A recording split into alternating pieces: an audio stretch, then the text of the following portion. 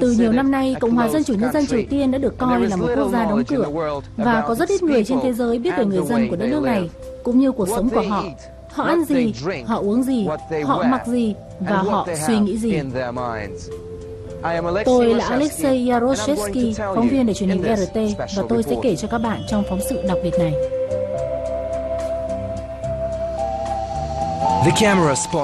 Chiếc máy quay phim đã ghi lại được hình ảnh một cô gái Triều Tiên đang mỉm cười. Cô đang tận hưởng những giây phút hạnh phúc bên bạn trai trong một khu công viên ở Bình Nhưỡng. Phong cảnh xung quanh đó thật yên tĩnh và thanh bình, giống như nhiều nơi khác ở đất nước này. Nhưng không phải lúc nào nó cũng vậy.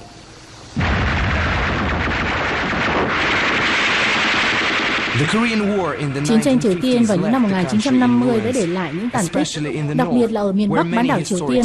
Nơi đây có rất nhiều di tích lịch sử đã bị tàn phá bởi bom đạn. Không những thế, rất nhiều người Triều Tiên đã bị mắc các hội chứng sau chiến tranh. Mỹ đã thả 420.000 quả bom xuống mảnh đất chỉ có 400.000 dân số này.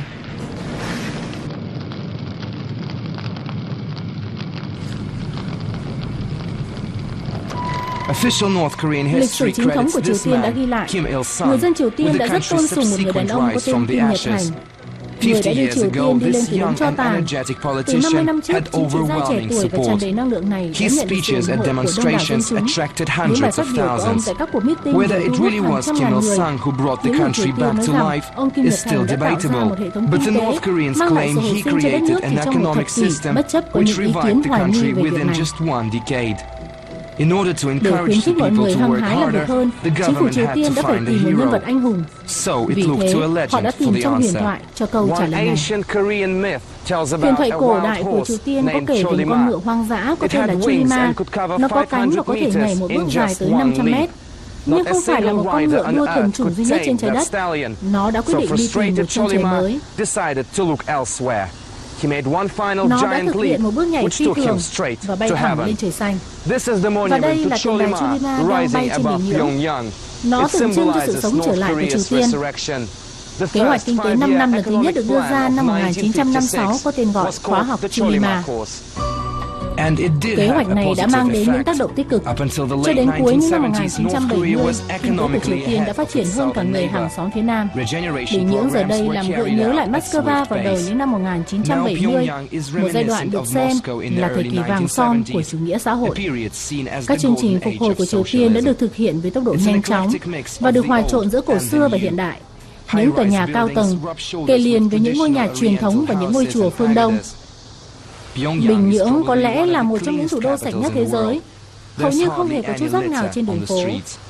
Và cho dù thực tế rằng Chủ tịch Kim Nhật Thành đã qua đời vào năm 1994, nhưng dường như ông vẫn luôn sống mãi trong trái tim và tâm trí của người dân Bình Nhưỡng.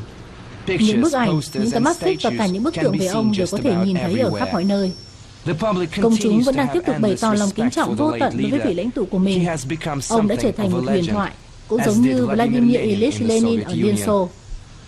Có lẽ vì thế mà có một bức chân dung của Lenin đang nhìn ra quảng trường trung tâm ở Bình Nhưỡng. Thường thì các bức ảnh của Chủ tịch Kim Nhật Thành luôn có người con trai của ông bên cạnh, ông Kim Jong-il. Tên của hai người còn được gắn thêm các loài hoa, ví dụ như hoa Kim In Sung hồng và hoa Kim Jong-in đỏ. Đó là những món quà mà Indonesia và Nhật Bản đã tặng cho hai nhà lãnh đạo của Triều Tiên qua hai thời kỳ. Nhiều điểm du lịch ở Triều Tiên cũng đều có những thứ liên quan đến nhà lãnh đạo mà người dân Triều Tiên gọi là vị chủ tịch suốt đời của mình. Ngay cả ngôi nhà nơi ông đã sinh ra ở Rinam, quận Gyeongbuk cũng đã trở thành một di tích.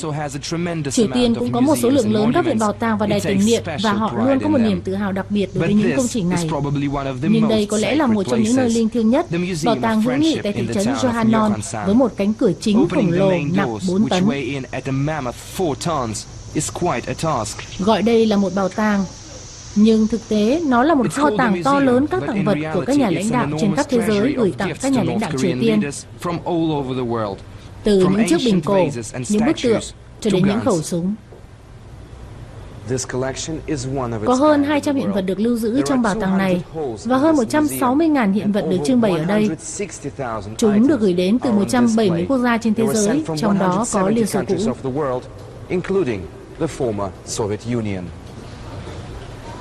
Như món quà này, một chiếc xe Jeep chống đạn mà nhà lãnh đạo Liên Xô trước đây Joseph Stalin đã tặng cho Chủ tịch Kim Nhật Thành. Đây là một chiếc xe được làm bằng tay 100% và chỉ có rất ít xe loại này được sản xuất. Chúng chỉ để dành riêng cho những nhà lãnh đạo hàng đầu của Liên Xô. Còn đây là một cuộc trưng bày mang một dáng vẻ hoàn toàn khác. Bảo tàng Giải phóng Bình Nhưỡng chẳng khác gì một nhà kho thực sự với những vũ khí chiến tranh. Bạn có thể nhìn thấy hàng chục xe tải, súng, xe tăng và máy bay Liên Xô. Trước và sau chiến tranh Triều Tiên, Liên Xô đã cung cấp một lượng lớn vũ khí cho đất nước xã hội chủ nghĩa phía Bắc này. Bảo tàng cũng dành một chỗ để trưng bày những chiến tích, những vật kỷ niệm chiến công. Đây là những gì còn lại của một chiếc máy bay ném bom của Mỹ đã gần như bị phá hủy, để nhắc nhở du khách về những nỗi kinh hoàng trên chiến trường. Tháng Giêng năm 1968, một tàu của Mỹ, tàu USS Pueblo, đã bị cáo buộc là xâm phạm lãnh hải của Triều Tiên để thực hiện nhiệm vụ thu thập thông tin tình báo. Nhờ radar, Hải quân Triều Tiên đã đột ngột phát hiện ra con tàu này. Ngay sau đó, các tàu phóng ngư lô của Triều Tiên đã tấn công tàu này của Mỹ. Vụ việc đã đẩy Mỹ và Triều Tiên lâm vào một cuộc đối đầu mới. Toàn bộ thủy thủ đoàn đã bị phía Triều Tiên bắt giữ và chỉ được phóng thích sau 11 tháng bị giam giữ trên đất Triều Tiên. Nhưng con tàu Pueblo đã không được trả lại. Hơn 40 năm đã trôi qua, giờ đây tàu USS Pueblo đã trở thành một điểm tham quan bên bờ sông Tây Đông ở Bình Nhưỡng. Ông Park In-ho, người đã nhận lệnh bắt giữ tàu USS Pueblo cùng 82 thủy thủ đoàn khi đó, giờ đây vẫn nhớ như in những gì đã xảy ra. Chúng tôi đã yêu cầu chiếc tàu đó cập vào cảng để chúng tôi kiểm tra. Chiếc tàu đó đã được cải trang giống như một tàu nghiên cứu, nhưng chỉ huy tàu đã từ chối và cố gắng đưa con tàu chạy thoát. Chúng tôi đã phải bắn cảnh cáo, nhưng con tàu đã bắn đáp trả. Chúng tôi buộc phải trả lời với tiếng súng.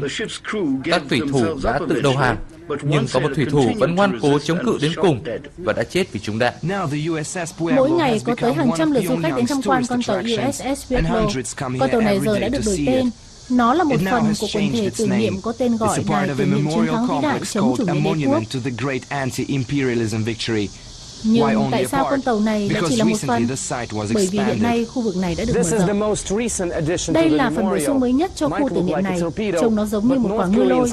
Nhưng Triều Tiên cho biết nó là một hệ thống gián điệp tinh vi của Mỹ và họ đã thu giữ được 2 năm trước trên vùng biển của Triều Tiên. Giờ đây, mối quan hệ giữa Triều Tiên và phương Tây, đặc biệt là với Mỹ, vẫn đang rất căng thẳng. Dưới thời Tổng thống George Bush, chính quyền Mỹ đã tỏ ra rất quan tâm đến chương trình hạt nhân của Triều Tiên. Thậm chí, Tổng thống Mỹ khi đó George Bush đã gọi Triều Tiên nằm trong trục ma quỷ. Đàm phán sau bên nhằm phi hạt nhân hóa bán đảo Triều Tiên đã được tổ chức nhiều lần. Nhưng cho đến nay, các bên vẫn chưa thể tìm được sự đồng thuận.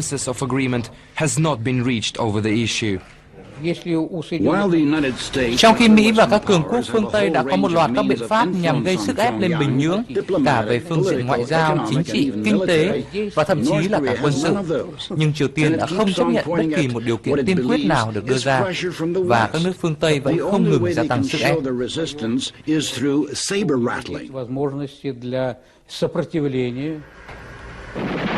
In July 2006, North Korea test launched Taepodong-1 and Taepodong-2 ballistic missiles, putting the whole world on edge. The UN Security Council called an emergency meeting and signed a resolution condemning the nuclear testing.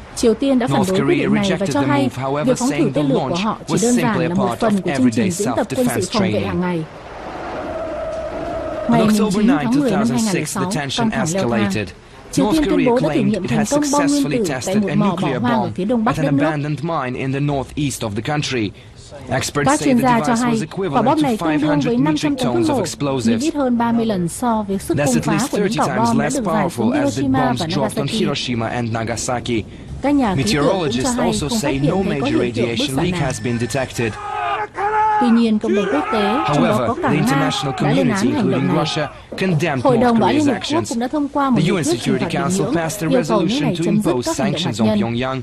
Các biện pháp trừng phạt được đưa ra gồm phong tỏa các hoạt động mua bán khí tài, cho đến cấm cấp visa và nhiều hình phạt nghiêm trọng khác. And all have serious implications. Now it seems unlikely that relations between North Giờ đây, Korea and the mối quan hệ West giữa Triều could Tiên và return to phương Tây normal. rất khó có thể trở lại With the bình new thường. sanctions imposed Đáp trả against việc thông qua Pyongyang, các biện pháp mới trừng North phạt Bình Korea Nhưỡng, has refused to Triều take Tiên đã part từ in the chối tham gia six-party các cuộc đàm phán talks. 6 bên. Many believe this Nhiều người cho is rằng the only nỗ lực phi hạt nhân reasonable hóa way bán đảo out of Triều the Tiên sẽ bị situation. phá sản. But I believe Nhưng tôi tin that rằng after sau một the vài năm nữa, reported nuclear các bên test, tham gia sẽ it trở could lại bàn take đàm phán. years for the different sides involved to return to negotiations. Another ongoing Còn foreign có một vấn đề policy nữa issue trong chính is sách đối North ngoại của Korea's Triều Tiên với relations người with láng its giềng phương southern Nam. neighbor. Đó là The hai bên mới chỉ armistice ký kết reached by hiệp the định two đình in chiến vào năm 1953 is 1953, still in chưa place, phải là một bản but the hiệp ước hòa permanent bình lâu peace dài. treaty has yet to be Vì thế hai signed. nước vẫn đang The trong tình trạng countries chiến are tranh. seen as still being at war. This is where Đây là nơi các cuộc negotiations đàm are phán được held tổ and chức, gunshots are và cũng là also nơi thỉnh thoảng sometimes người ta heard. vẫn nghe thấy The tiếng súng. Pyongyang Khu vực border biên giới post. Panmunjom. It is better known Nó as the được biết đến nhiều 38th hơn với tên parallel. gọi vĩ tuyến The 38. demilitarized Khu zone vực or phi the quân sự được DMZ dựng lên is bởi một demarked bức tường by a bê tông stark và concrete binh lính wall của cả hai similar bên to the đứng gác ở one đây being built in 24 Israel. trên 24 giờ. Here, guards keep watch 24 hours a day, 7 days a week, on both sides. This scheme shows how the wall splits the peninsula. Bức tường from này here kéo to dài there. từ đây tới đây. It's 240 Nó dài kilometers long 240 and even cuts through km, rivers chia cắt and cả lakes. sông hồ. It means even fish Có and nghĩa là animals can't cá cross và the các loài border, động not vật to cũng mention không the thể people. bơi ngang qua biên giới, But chứ just a chưa few nói đến con kilometers người. away is the city of Kaesong. Vậy nhưng chỉ Many đi cách đó centuries vài cây ago, số it là was cây the sông. capital of the Nhiều thế kỷ ancient trước đó là Korea cố đô của đế Empire. chế Triều Tiên. Now, ironically, Giờ đây, many chúng call Châu it a Thay nó glimmer đang of được xem hope như một tia for hy the two vọng hiếm sides hoi to trong hòa reach a bình để peaceful hai bên means of thống nhất. reunification.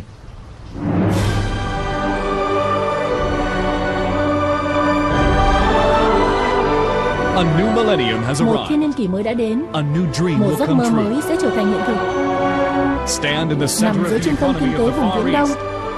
khu công nghiệp Cây Unite Sông, the South and the nơi North. Triều Tiên và Hàn Quốc The cùng làm dream việc. is coming true at Ước Kaesong mơ đang trở Industrial thành sự Park. thật tại khu công nghiệp Cây Sông này. This is a promo clip Đây of là the một clip Kaesong quảng bá về Industrial khu công Park, nghiệp Cây the Sông, first một major dự án hợp tác kinh collaborative tế lớn đầu economic tiên giữa project hai miền between Nam Bắc North Triều and Tiên. South Korea. Located Khu công north nghiệp of này the nằm trong vùng phi DMZ, quân it has sự bên direct phía biên road giới của and Triều rail Tiên access to và Seoul. có tuyến đường bộ và Its đường sắt thẳng construction đến started Seoul. in June Khu công nghiệp 2003, Cây Sông được and a xây dựng year vào tháng 6 later, năm the industrial 2003 park was và một opened. năm sau đó thì khu Now, công nghiệp more than này đã được 30 mở South cửa. Korean companies Bây giờ are có hơn building 30 công factories ty here, của Hàn Quốc đang which xây will dựng nhà produce máy ở đây goods để from sản xuất hàng shoes, hóa, từ clothes, giày and dép, watches quần áo, to đồng hồ cho machinery. đến máy móc. This is what it's going Khu to công look nghiệp này like on dự its kiến sẽ hoàn projected thành trong năm completion in 2012 tới 2012. và nó sẽ It's thu hút khoảng expected to 700.000 lao employ động. up to 700,000 people. Sau 2 năm làm việc ở đây, chúng tôi đã làm rất nhiều và công việc này là một cơ hội lớn cho những người làm việc ở đây. Mức lương ở đây rất tốt. It is a good move for both sides. Đây là một tín Cheap hiệu tốt labor cho in cả the hai south, bên. a revitalized Lợi nhuận economy từ in khu the công nghiệp north. này mang The lại cho mỗi estimated bên profit là hàng tỷ margin đô is la. billions of US Cây dollars. sông cũng là dấu hiệu của một sự thay đổi. The Triều Tiên Kaesong đang ngày Industrial càng cởi Park mở is hơn. just one sign of the changing times. Gần đây, North Triều Tiên Korea cũng đã is nới lỏng việc becoming cấp thị more thực. open. Bây Another giờ, is khách that du lịch từ khắp recently nơi the trên thế country giới đều có eased thể its đến đây strict dễ visa dàng. regime. Now tourists from all over the world can easily come here. Cô Meet Eve Maria Maria Everett. là một nhà She's hoạt a động nhân human quyền rights từ San activist from San Francisco. Francisco. Cô đến đây theo She đường kết came hợp here công on việc và what du she lịch. describes as a Cô cho rằng business Triều and Tiên là leisure một trong tour. những đất nước bí ẩn Malia trên thế believes giới. that North Korea is one of the world's hidden gems. Là một người Bắc Mỹ, bạn sẽ luôn được nghe thấy những lập trường chống Triều Tiên của Mỹ. Bạn sẽ nghe thấy rất nhiều điều như kiểu, ồ, Triều Tiên là kẻ thù. Nhưng khi đến đây, mọi thứ hoàn toàn khác. Tất cả những gì mà bạn nhìn thấy thật bất ngờ. Những con người xinh đẹp và cảnh quan cũng thật đẹp và rất yên bình. Chào mừng bạn đến nhà tôi. Vika Tkacheva is 18 years old. She's Vika Russian and Tkacheva comes from năm the nay 18 Voronezh tuổi. region. Cô là người Nga Vika và đến từ probably vùng doesn't quite Voronezh. realize it yet, Có thể Vika but she không has nhận ra become nhưng cô đang something được of a xem như một người celebrity in nổi tiếng ở Bình Pyongyang. Nhưỡng. She's the Cô là only sinh viên foreign nước ngoài student duy nhất studying đang in the học ở Bình capital Nhưỡng. who has Ông what nội are của cô làm considered việc to ở be đây đã 50 European năm roots. và ông đã đưa cô Her đến Triều Tiên. grandfather worked here half a century Vika bây ago giờ đang làm and việc rất chăm inspired chỉ her và to cô come đang to học North tiếng Triều Korea. Tiên để có Now thể Vika vào is học tại working trường Đại học hard, Sư phạm Bình learning Nhưỡng trong Korean năm from tới. scratch, so she can enter Pyongyang's Và pedagogical xem phim hoạt hình university Disney next bằng year. tiếng Triều Tiên Watching Disney cũng là một cartoons in cách học Korean tiếng. is just one way of learning the language. Khi tôi đến đây, tôi không biết gì về đất nước này cả. Lúc đầu cũng rất khó khăn, ngôn ngữ khác nhau, thực tế cũng khác nhau. Tôi chỉ biết giao tiếp bằng các cử chỉ. Nhưng bây giờ, mọi thứ đã tốt rồi. Các bạn sinh viên ở đây đã giúp đỡ tôi rất nhiều. Với tôi, nơi này tốt hơn rất nhiều so với những gì tôi đã từng nghĩ. Các sinh viên của trường đại học và các viện nghiên cứu ở Triều Tiên học ngày học đêm. Như những người lao động này đến từ các vùng nông thôn của đất nước đang đổ về thư viện trung tâm Bình Nhưỡng để tìm đọc các sách giáo khoa. Và việc học hành giờ đây cũng đã trở nên dễ dàng và thuận tiện hơn nhiều khi các sinh viên sử dụng máy tính có truy cập Internet. Sang Chungpa là một sinh viên năm thứ 5 tại trường đại học Bách khoa của Bình Nhưỡng. Cô tin rằng cô sẽ nhận được một công việc tốt sau khi tốt nghiệp.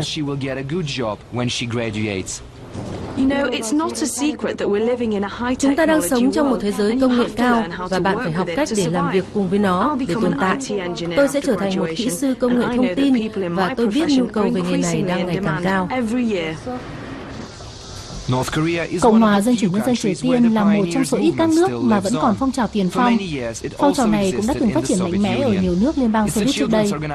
Đó là một tổ chức của trẻ em. Các em tham gia độ tuổi 9.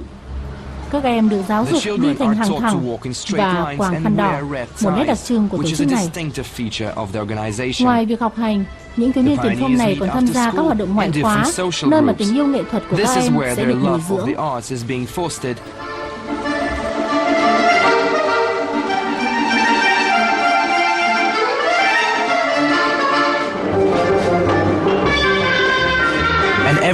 Và hàng tháng các em lại trình diễn những buổi hòa nhạc như thế này.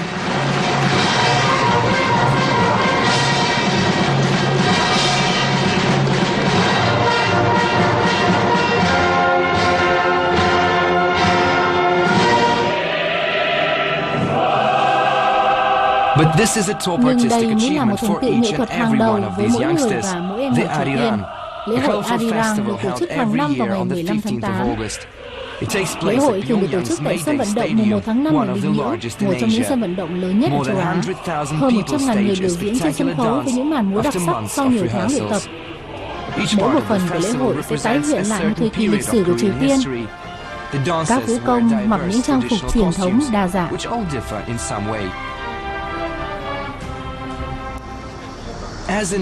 Các công nhân Triều Tiên cũng làm việc rất chăm chỉ. Họ đã rất vất vả để xây dựng một hệ thống đường tàu điện ngầm ở Bình Nhưỡng. Và giờ đây, tàu điện ngầm đã trở thành loại phương tiện giao thông công cộng phổ biến ở đây. Tàu điện ngầm ở Bình Nhưỡng trông cũng giống như ở Moscow. Nó rất rộng và sạch sẽ. Chỉ có một khác biệt là nó không đông đúc trong giờ cao điểm. Các đoàn tàu được trang bị điều hòa không khí và cũng rất dễ dàng để tìm một chỗ ngồi. The experience was pleasant. The trains are well air-conditioned, and it was also easy to find a seat. Nhưng nhiều người Triều Tiên lại thích đi trên mặt đất hơn. Ô tô được xem là sang trọng ở đây, vì vậy hàng ngàn người đã sử dụng xe đạp để đi lại. Xe đạp đã trở nên rất phổ biến ở Triều Tiên suốt một thập kỷ qua. Giá cả của nó cũng phải chăng. Một chiếc xe đạp Trung Quốc tốt giá cũng chỉ từ 10 đến 30 euro. Với những người đi bằng con ngựa sắt 4 bánh thì cũng rất may mắn không bao giờ bị kẹt đường, vì đường xá ở Bình Nhưỡng rất rộng rãi và cũng không có nhiều ô tô. Mặc dù giao thông ở Bình Nhưỡng không bị tắc nghẽn, nhưng nó vẫn rất trật tự. Và đây là công việc của những người đẹp. Họ có thể là những phụ nữ hấp dẫn nhất trên khắp Triều Tiên, và họ đang đứng như thế này trên các đường phố ở Bình Nhưỡng suốt cả ngày trong mọi điều kiện thời tiết.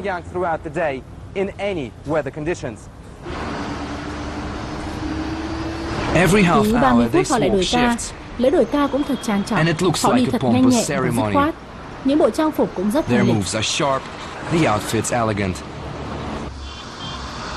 Trong cuộc sống sinh hoạt hàng ngày, người Triều Tiên ăn mặc cũng khá đơn giản. Đàn ông thì thường mặc quần dài đen với áo phông hoặc áo sơ mi trắng ngắn tay, hoặc mặc một bộ đồ gọn gàng. Trang phục của phụ nữ cũng đơn giản, ngoại trừ vào ngày lễ và những ngày trọng đại, thì họ sẽ mặc bộ trang phục truyền thống nhiều màu sắc rất đặc trưng của Triều Tiên. Đây không phải là đồ lưu niệm, và bạn không thể mua nó ở cửa hàng. Trong thực tế, nó không thể dành cho người nước ngoài. Đó là một chiếc huy hiệu kim nhật thành. Mỗi công dân Triều Tiên khi đủ 18 tuổi sẽ được tặng một chiếc huy hiệu này, và tất cả người dân Triều Tiên trên 18 tuổi đều đeo nó ở bên ngực trái, ở đây. gần với tim để bày tỏ lòng kính trọng suốt đời đối với nhà lãnh đạo của mình. Nhiều năm trước đây cũng đã có ý tưởng về việc làm chiếc huy hiệu tương tự huy hiệu Kim Jong Un, nhưng về sau ý tưởng này đã bị bác bỏ. Về thức ăn, người Triều Tiên thường ăn món mì với các loại thịt, một món ăn châu Á truyền thống. Nhưng trong những năm gần đây, nhiều nhà hàng ở Bình Nhưỡng có bán thêm nhiều loại thức ăn khác cho phù hợp với sở thích của nhiều người. Có cả các món ăn châu Âu, châu Phi và nhiều món ăn phương Đông. Tôi đang ngồi ăn tối trong một trong những nhà hàng làm món thịt bò steak ngon nhất ở Bình Nhưỡng. Nó có một thực đơn khá ấn tượng. Tôi đang rất khó lựa chọn món ăn cho mình. Tôi nghĩ tôi sẽ gọi một đĩa thịt bò nướng. Tôi cũng đã gọi một đĩa thịt bò steak, nhưng họ nói món này cần phải đặt trước vì phải có thời gian để chuẩn bị. Chỉ khoảng 5 phút sau, một nhân viên phục vụ đã mang đến một đĩa thịt bò thái lát và họ bật bếp nướng trên bàn, cho thịt vào nướng ngay trước mắt tôi.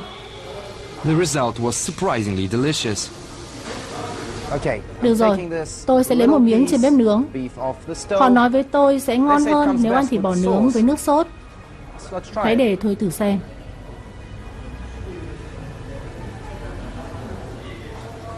Khi nói đến đồ uống có cồn, Triều Tiên dường như không phải là một quốc gia của những người uống rượu.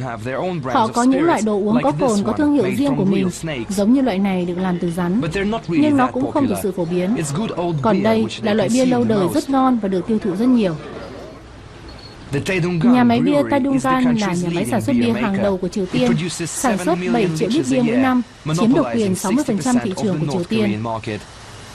Hầu hết các nhân viên của nhà máy này đều đã được trải qua một khóa đào tạo ở Saint Petersburg, thủ đô miền Bắc của nước Nga.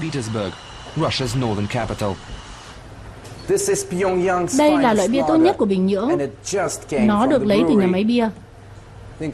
Tôi sẽ thử nó.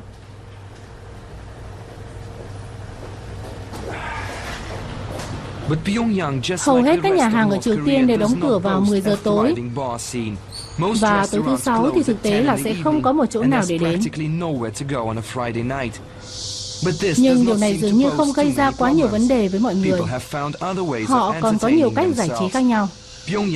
Bình Nhưỡng còn được gọi là thành phố của những công viên. Có hơn 20 công viên ở đây. Mọi người thường đến công viên để chơi. Và còn gì có thể tốt hơn khi ở giữa một khung cảnh tuyệt đẹp như vậy. Những người thích hoạt động hơn thì họ đi đến những nơi khác, ví dụ như câu lạc bộ bowling Đường Vàng. Ở đây đáp ứng đủ các tiêu chuẩn, nó cũng rộng và tương đối rẻ. Ở câu lạc bộ này có 40 đường ném bowling. Cũng nhờ câu lạc bộ này mà bowling đã trở thành một trong những môn thể thao phổ biến nhất ở Triều Tiên.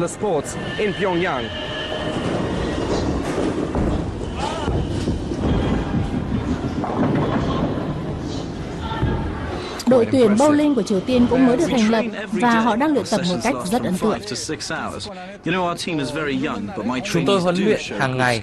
Các lớp học của chúng tôi thường kéo dài 5 đến 6 giờ. Đội của chúng tôi nhỏ thôi, nhưng các học viên của tôi thực hiện các kỹ năng rất tốt. Nhưng Triều Tiên vẫn còn giới hạn những điểm vui chơi giải trí nên chưa thu hút được du khách. Tôi nghĩ là rất thú vị cho những người đã đi nhiều nước trên thế giới và đang tìm kiếm cái gì đó rất độc đáo. Vì vậy, nếu một số người muốn có một kỳ nghỉ với những câu lạc bộ đêm hay dạo chơi trên bãi biển thì đây không phải là nơi dành cho họ.